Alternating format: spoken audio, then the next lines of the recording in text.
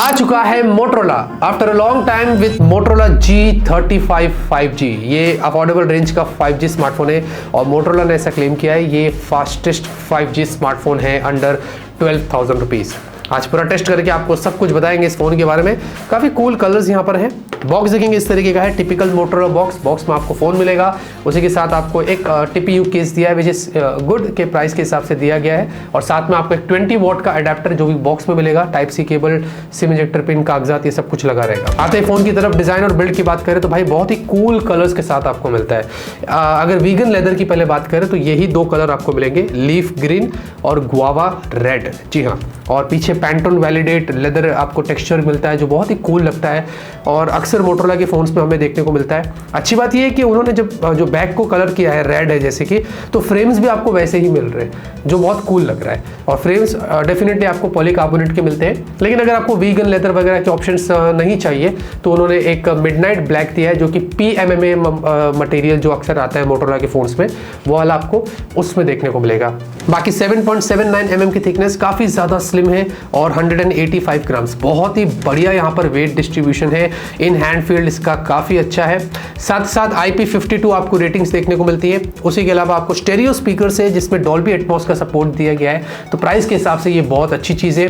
जो USB port है ये USB 2 वाला पोर्ट है। आपको साइड माउंटेड फिंगरप्रिंट स्कैनर मिलती है, फास्ट है, रिस्पॉन्सिव है, अच्छा है और हाइब्रिड स्लॉट आपको मिलता है। और साथ ही साथ डुअल माइक भी यहाँ पर दिए गए, नीचे की तरफ भी एक है, ऊपर की तरफ भी। तो ये फीडबैक अक्सर मैं मोटरोला को देता रहता था क्योंकि पहले उनमें फ़ोन में सिर्फ एक माइक देते थे, लेकिन यहाँ पर डुअल माइक है। ओवरऑल दोस्तों look and feel, design actually में प्राइस के हिसाब से वेरी इंप्रेसिव।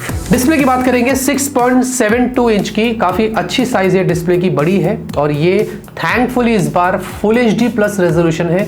120 हर्ट्ज की आपको हाई रिफ्रेश रेट, स्मूथनेस बहुत अच्छी है और 240 हर्ट्ज का आपको टच सैम्पलिंग रेट मिलता है। चिन यहाँ पर डिसेंट साइज की है और स्क्रीन कार्ड वैसे लगा कर दिया नहीं है, लेकिन डोंट वरी, इसमें है गोरिल्ला ग्लास 3 की डिस्प्ले प्रोटेक्शन और साथ में 800 निट्स की आपको टिपिकल ब्राइटनेस है, 1000 निट्स की आपको इसमें हाई ब्राइटनेस मोड है। बेसिकली इंडोर के साथ साथ आउटडोर भी बहुत अच्छा है। प्राइस के हिसाब से डिस्प्ले की जो क्वालिटी वो अच्छी है और ये एक LCD डिस्प्ले है जहां पर आपको इसमें स्मार्ट वाटर टच भी दिया गया है। अगर पानी के छींटे उड़ जाते हैं तो वो हमने टेस्ट किया है, वो रिस्पांस देता है, तो वहां पर भी कोई प्रॉब्लम नहीं है। तो ओवरऑल दोस्तों फ्लैट डिस्प्ले है, ह्यूज डिस्प्ले और फुल HD प्लस पैनल इस बार इस्तेमाल किया है हमने, कंटेंट वगैरह भी व्यू किया है, सब कुछ प्राइस के हिसाब से सही है। परफॉर्मेंस की बात करते हैं, इसमें है यूनिसॉक T760। जी हाँ, यूनिसॉक का ये अभी तक का सबसे पावरफुल 5G चिपसेट है और ये 6 nm पर बेस्ड है, जहां पर इसके एंड्रॉइड स्कोर्स प्राइस के हिसाब से बहुत इंप्रेसिव थे। अराउंड हमारे वाले यूनिट में 4,60,000 के आसपास आया था, जो कि नॉट बैड। और साथ ही साथ ये कॉर्टेक्स A76 के आपको 4 प्राइम कोर्स यहां पर मिलते हैं और माली G57 का आपको 4 कोर वाला यहां पर GPU मिलता है।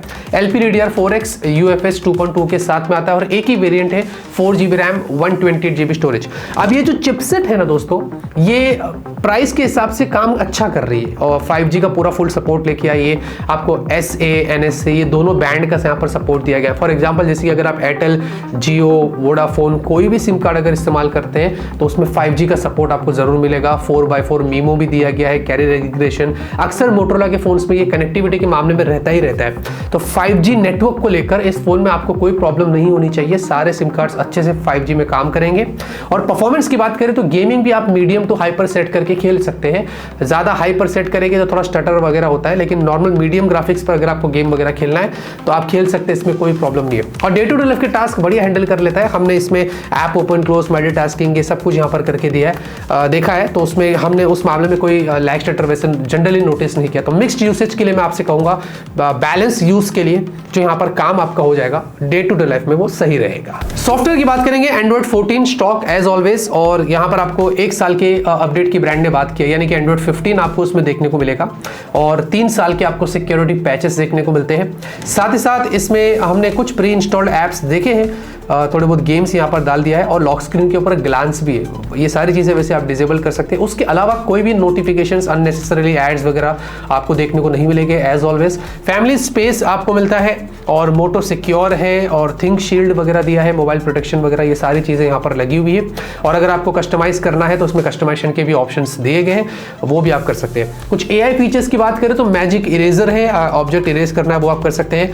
एक मैजिक एडिटर भी है, बेसिकली आप अपने फोटो को थोड़ा सा और री बोलते हैं ना हम लोग, क्या बोलते हैं उसको, री इमेजिन और थोड़ा सा एनहांस करना है, सब कुछ करना है तो वो आप यहाँ पर कर सकते हैं। और फोटो अनब्लर है, अगर फोटो वगैरह आड़ी टेढ़ी आ जाती है, थोड़ा ब्लर हो जाती है, आप उसको अनब्लर कर सकते हैं। थोड़ा बहुत AI के फीचर्स यहाँ पर प्राइस के हिसाब से दिए गए, जिसका आप फायदा यहाँ पर उठा सकते हैं। कैमरे की बात करेंगे, 50 मेगापिक्सल प्राइमरी सेंसर, और ये सेगमेंट का पहला स्मार्टफोन है जिसमें आपको 4K वीडियो रिकॉर्डिंग मिलती है। और 4K कैसे एक्टिवेट होता है, कैमरे में जाना है, सेटिंग्स में जाना है वीडियो के, और वहां पर आपको 4K टर्न ऑन करने का ऑप्शन दिया गया। फिर आप टर्न ऑन करेंगे तो 4K ऑन हो जाएगा।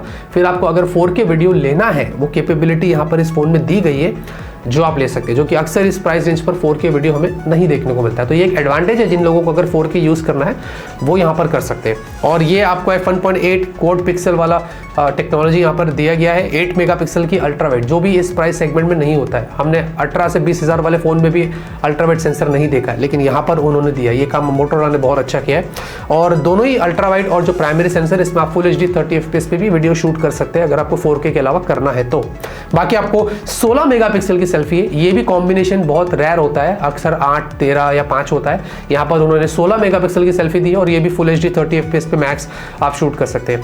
कैमरे में काफ़ी सारे फीचर्स है, जैसे कि पोर्ट्रेट है, तो मैंने बताया नाइट विजन है, और ये सारी चीज़ें जिसको आप अलग से एक्सप्लोर कर सकते हैं। और पिक्चर क्वालिटी की बात करेंगे तो अच्छे हैं, प्राइस के हिसाब से अच्छा काम किया गया। अगर पोर्ट्रेट फोटोज देखते हैं तो मैं इंप्रेस था, ज़्यादा कोई एज डिटेक्शन के इशूज़ नहीं थे, डायनामिक रेंज अच्छा था, बुके भी अच्छा था, तो स्किन टोन भी मेंटेन किया गया है। यहाँ पर ऐसा कुछ ऊपर नीचे हुआ नहीं है, तो हमने जितने भी फोटोज लिए अच्छा है। और आपको फोटो में 1x 2x वगैरह जूम भी मिलता है, तो अगर आपको थोड़ा बहुत वैसे फोटोज लेना है तो आप वो यहाँ पर निकाल सकते हैं। सेल्फी देखेंगे तो सेल्फी भी यहाँ पर अच्छी आई है, शार्प है, कलर्स अच्छे, थोड़ा पुश करता है, विविड लगता है थोड़ा, और डायनामिक रेंज वगैरह, बुके वगैरह यहाँ पर सही है।